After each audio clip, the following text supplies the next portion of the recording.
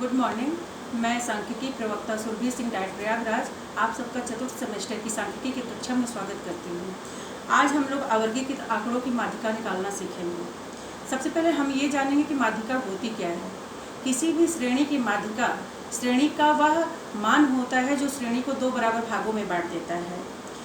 और अगर श्रेणी के पदों की संख्या विषम हो, विषम यानी कि 3, 5, 7, 1 इस तरह से हो, तो उसकी माध्यिका का निकालने का सूत्र होता है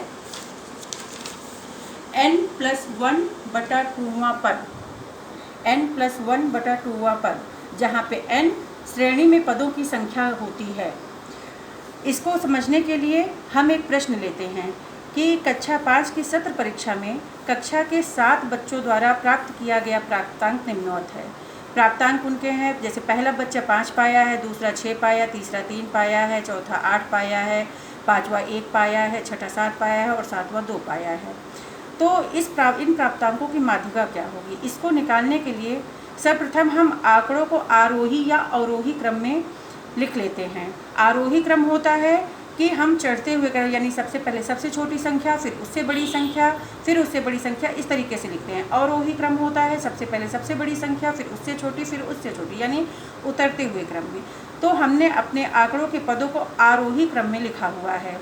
तो सबसे छोटा पद है 1, फिर 2, फिर 3, 5, 6, 7, 8।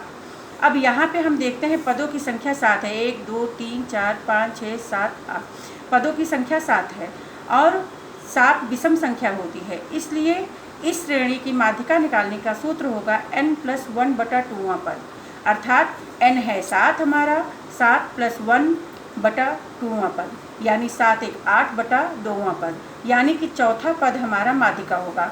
अब हमने जो आरोही क्रम में लिखा हुआ है उसमें चौथा पद देखेंगे, उस मूल श्रेणी में नहीं, आरोही क्रम में लिखे हुए श्रेणी में चौथा पद देखेंगे। 1, 2, 3, 4, 5, चौथे पद पे हमारी वैल्यू है 5, या अर्थात हमारी इस श्रेणी की माध्यिका होगी 5।